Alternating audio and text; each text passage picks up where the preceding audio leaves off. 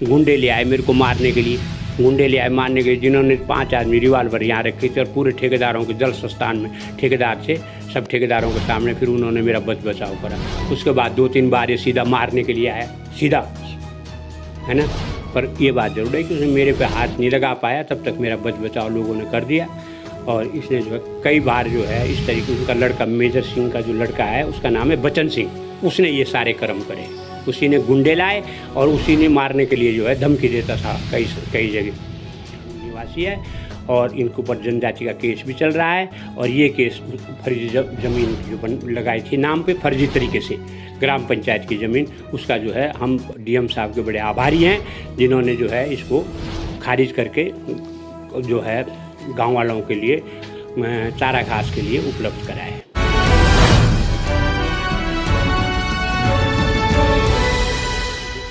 आज एक बार फिर आप सभी के बीच एक ज्वलनशील मुद्दे के साथ। मुद्दा जमीन से जुड़ा है और देहरादून जिले के त्यूनी क्षेत्र का मामला है। आज एक ऐसे व्यक्ति हमारे साथ मौजूद है जो तकरीबन 17 साल से लड़ाई लड़ रहे थे। सबसे पहले तो मैं अपने दर्शकों के लिए आपका परिचय जानना चाहूँगा कि आप इतने लंबे समय से एक क्षेत्र हित में मुहिम चलाई थी और मुहिम में आज आपको सफलता मिली है। सबसे पहले तो मैं परिचय आपका जानना मेरा नाम चतुर्दत्त जोशी है, मैं पूर्व प्रधान हूँ और मैंने जो है पूर्व प्रधान है और मैंने ही इसमें मुकदमा दायर करा ग्राम नीनू से। और क्योंकि ग्राम पंचायत की ज़मीन में जो है पूरे गाँव को परेशानी हो रही थी। बाहर का आदमी है, नेपाली मूल निवासी है, जिसका कि वर्ग उसमें जो है हाई कोर्ट में मुकदमा चल रहा है। पंचायत की ज़मीन थी और ग्राम पंचायत का चारा घास था, इसमें पशु चुगते थे और इन्होंने फर्जी तरीके से बंदोबस्त के टाइम में 85 या 86 में जो है इन्होंने अपने नाम लगा दी ये ज़मीन लेखपालों को पटा करके, जबकि किसी अधिकारी के वो दस्तखत नहीं थे उसके। इसीलिए इसमें कामयाबी हुई कि इसमें किसी अधिकारी के दस्तखत नहीं थी, लेखपालों को पैसा दे करके और फर्जी तरीके से अपने नाम लगा दी और पूरे गांव का चारा घास बंद हो गया। हम इसलिए जो है हमने इसमें मुकदमा दायर करा और डीएम साहब की बड़ी मेहरबानी है। एक बार ये हाई कोर्ट में भी गया, हाई कोर्ट से फिर वापस डीएम साहब के यहाँ आया। तो ये डीएम साहब की बड़ी मेहरबानी है, उन्होंने बहुत बड़ा उपकार करा कि जो पशुओं के लिए चारा घास की ज़मीन थी उसको बचा करके सरकार के नाम वापस लगा दी। और सब लोग यही चाहते थे पूरा गांव कि भाई हमारा चारा घास में जो है कोई कब्जा ना करे और कोई जो है इसमें जो अनाप शनाप ना करे, अनाप शराब तरीके से अपने नाम। क्योंकि ग्राम पंचायत की ज़मीन में जो है पूरे गांव को परेशानी हो रही थी। बाहर का आदमी है, नेपाली मूल निवासी है, जिसका कि वर्ग उसमें जो है हाई कोर्ट में मुकदमा चल रहा है। जनजाति जो फर्जी सर्टिफिकेट बनाए उसका इसके ऊपर मुकदमा चल रहा है, वो भी 2017-7 से ही चल रहा है, उसको 17 साल हो गई है ना। वो डीएम ने यहाँ जनजाति हमारे को पक्ष में फैसला दिया था खारिज करने के लिए, किसको जो है बल जनजाति का नहीं, उसको उसका ओबीसी का इसको सर्टिफिकेट मिल सकता, वरना जनजाति का नहीं मिल सकता। डीएम के पास आया, डीएम के ऊपर दबाव बनाया गया। उसने अरविंद पांडे थे और उसने जो है उसको केस को ख़त्म कर दिया। फिर मेरे को दोबारा हाई कोर्ट जाना पड़ा। ये नेपाली मूल निवासी है और इनके ऊपर जनजाति का केस भी चल रहा है और ये केस फर्जी ज़मीन जो लगाई थी नाम पे फर्जी तरीके से ग्राम पंचायत की ज़मीन, उसका जो है हम डीएम साहब के बड़े आभारी हैं, जिन्होंने जो है इसको खारिज करके जो है गांव वालों के लिए चारा घास के लिए उपलब्ध। ज़मीन का जो मामला है और इस पे कब्जा होना अपना आप में एक बहुत बड़ी बात है। कहीं ना कहीं अधिकारियों की भी मिलीभगत। अब अधिकारियों की मिलीभगत थी, अधिकारियों की मिलीभगत से तो हुआ ही है।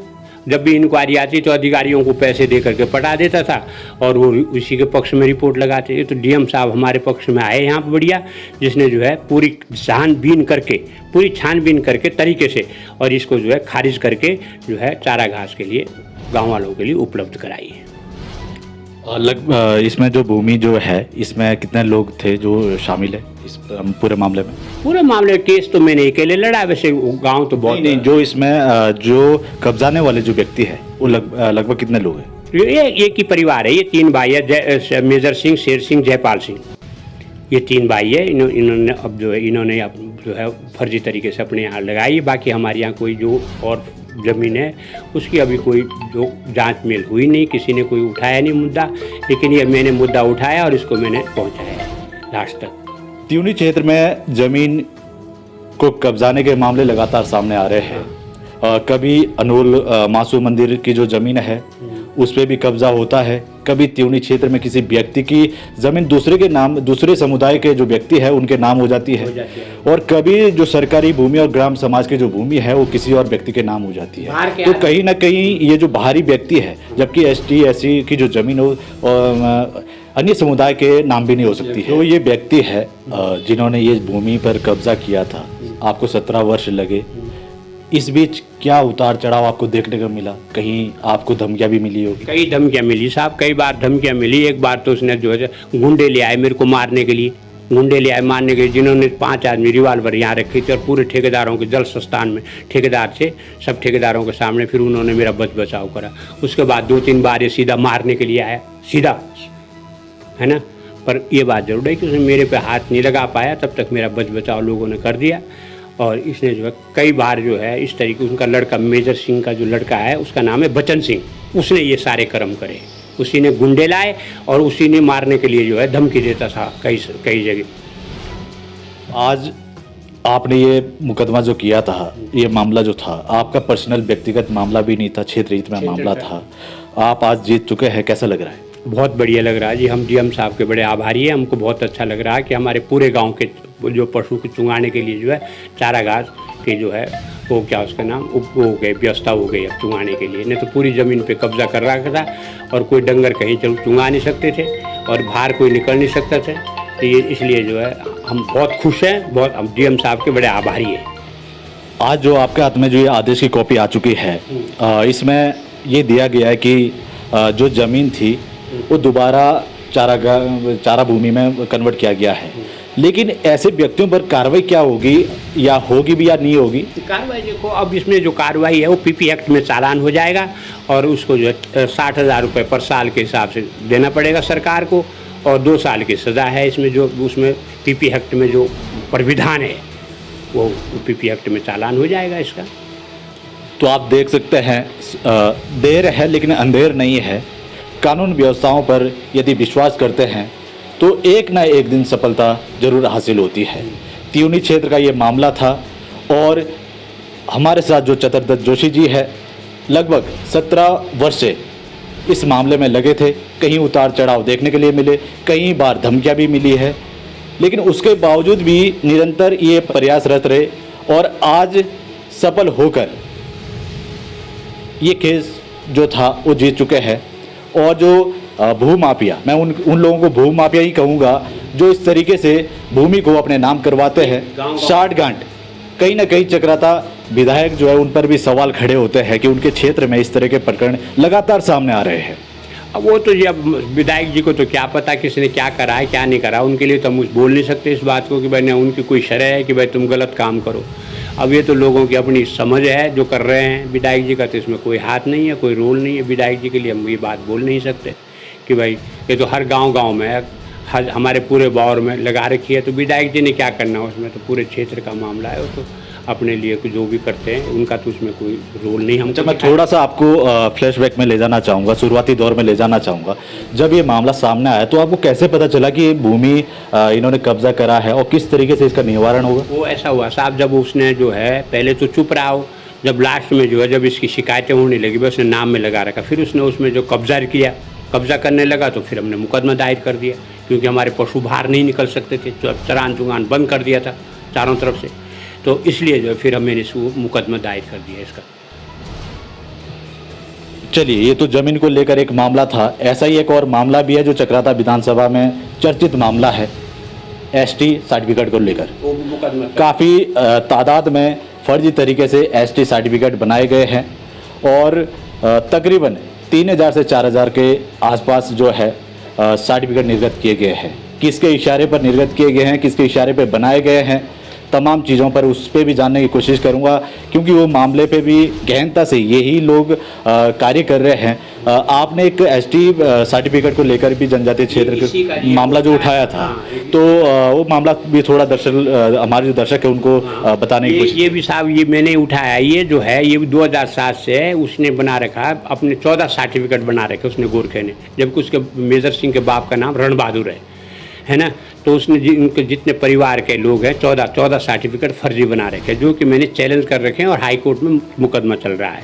पहले यहाँ डीएम उसके यहाँ चला, जनजाति आयोग ने, उसने फैसला दिया था कि भाई इनको जनजाति सर्टिफिकेट नहीं मिल सकता, इनको ओपीसी का मिल सकता है, लेकिन डीएम ने उसमें गोला मोला करके कुछ नहीं करा, वैसे रहने दिया। फिर मेरे को हाई कोर्ट जाना पड़ा, वो भी जो है बड़े अच्छे तरीके से चल रहा है और उसमें मुझे पूरा विश्वास है कि वो भी 2-4 महीने के अंदर अंदर जो है खारिज हो जाएगी सारी 14 के 14। ये जो सर्टिफिकेट की जो बात आती है, कहीं जब क्षेत्र का जब बंटवारा हुआ था या क्षेत्र के जब जनजातीय क्षेत्र घोषित हुआ था, तो एक्ट के तहत दिया गया कि 1967 से जो पूर्व के व्यक्ति है, जो जिनकी पैतृक उस टाइम की संपत्ति है, उन्हीं को एसटी का दर्जा दिया जा सकता है। लेकिन ये लोग 1967 के बाद के लोग हैं, उसके बावजूद भी अपने नाम करवा लेते हैं और अपना सर्टिफिकेट बनवा लेते हैं, जमीन अपने नाम करवा लेते हैं। तो कहीं ना कहीं दोषी तो तहसील प्रशासन भी है। तहसील प्रशासन पूरा दोषी तहसील प्रशासन है, इसमें और कोई दोषी नहीं है, जिन्होंने बगैर जांच में किए ही इनको जनजाति सर्टिफिकेट जारी कर दिए। पूरा इसमें जो है तहसील प्रशासन ही जो है क्या नाम दोषी है। तो देख सकते हैं भाजपा सरकार निरंतर जीरो टॉलरेंस की बात करती है और मैं अगर धामी जी हमारी इस खबर को देख रहे होंगे तो मैं उनसे भी आग्रह करूंगा कि ऐसे अधिकारियों पर लगाम कसने की कोशिश करें। चक्राता विधानसभा क्षेत्र में लगातार कभी जमीन विवाद, जमीन कब्जाने के मामले सामने आ रहे हैं, तो कभी वहां पर अवैध रूप से एसटी सर्टिफिकेट बनाने के मामले सामने आ रहे हैं। जानना चाहूँगा कि हमारे चैनल के माध्यम से आप क्या गुहार लगाएंगे शासन प्रशासन से कि ऐसे लोगों पर किस प्रकार की कार्रवाई होनी चाहिए? ऐसे लोगों पर सख्त से सख्त कार्रवाई की जाए और जो है पूरी जनता जो हमारे यहाँ की है, जौनसार बावर की जो है, दोनों ब्लॉकों की, वो भी इसमें जो जनजाति जो सर्टिफिकेट बनाए उसमें जो है मदद करे कि भाई बाहर के आदमियों को जो है जनजाति सर्टिफिकेट नहीं मिले, ये हमारा हकूक़ है, इसमें कोई बाहर के आदमी का कोई कब्जा नहीं होना चाहिए। इसलिए जो है हम सब लोगों से यही प्रार्थना है कि भाई सब लोग इसमें जो है पैरवी करें।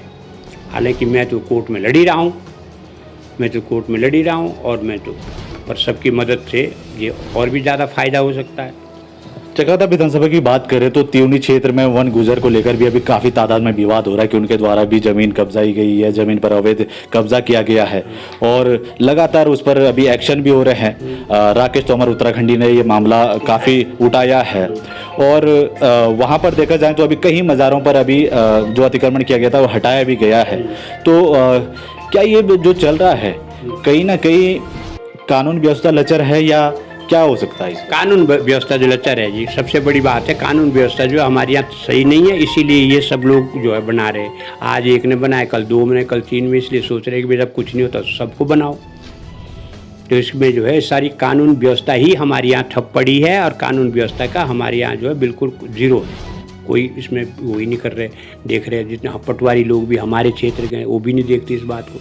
वो भी जो है गुज्जर है, चाहे गोरखे हैं, है ना, जो भी बाहर के लोग हैं उनकी मदद कर रहे हैं। ये जो भूमि थी लगभग कितना बीघा भूमि हो सकती है? ये तो मेरे ख्याल से कोई 10-12 बीघा है, 15 बीघा तक हो सकती है ज़मीन, है ना। ये 12-15 बीघा ज़मीन है, ये 15 बीघा के लगभग है। चलिए बहुत बहुत धन्यवाद। ये हमारे साथ चतुर्दास जोशी जी थे और चक्राता विधानसभा में जो जमीन विवाद, जमीन कब्जाने का जो मामला सामने आ रहा था, वहाँ पर ग्राम समाज की भूमि थी जिस पर कुछ व्यक्तियों ने कब्जा कर लिया था। 17 वर्ष से चतुर्दास जोशी जी लड़ाई लड़ रहे थे और अंतिम चरण में कलेक्टर देहरादून द्वारा आदेश दिया गया है कि दोबारा उस भूमि को समाज भूमि में विलय किया जाए और दोषियों पर उचित कार्रवाई की जाए। फिर लौटूंगा किसी और मुद्दे के साथ, तब तक के लिए नमस्कार।